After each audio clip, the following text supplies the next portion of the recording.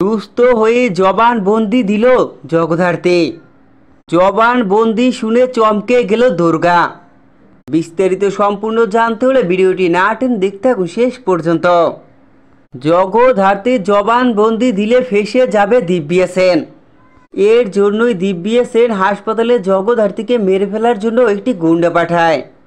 গুন্ডা লোকটি হাতে ছুরি নিয়ে যখনই জগদ্ধাত্রীকে মারতে লাগে তখনই সেই গুন্ডার হাত ধরে ফেলে গুন্ডা লোকটিকে রাম ধুলাই দেয় জগদ্ধাত্রী। দেখা যায় গুন্ডা লোকটির হাত থেকে ছুরি ফেলে দিয়ে গুন্ডা লোকটিকে উচিত শিক্ষা দেয়। এরপরই দেখা যায় দুর্গাও চলে আসে। দুর্গা এসে সবটা দেখি গুন্ডা লোকটিকে রামধুলাই দিয়ে তার বাবার হাতে তুলে দেয়। স্বয়ম্ভু গুন্ডা লোকটিকে গ্রেপ্তার করে তার টিমের পুলিশের কাছে তুলে দেয়।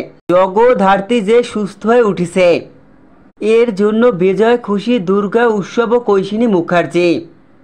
তারা কিছুতেই আনন্দ ধরে রাখতে পারে না। দেখা যায় জগদ্ধাত্রীর মেয়ে দুর্গা জগদ্ধাত্রীর কাছে বসে অঝরে তার মাকে ধরে কান্না করে। এরপরই দুর্গার সামনে জগদ্ধাত্রী দিব্যা সেনকে শাস্তি দেওয়ার জন্য জবানবন্দি দেয় জগদ্ধাত্রী।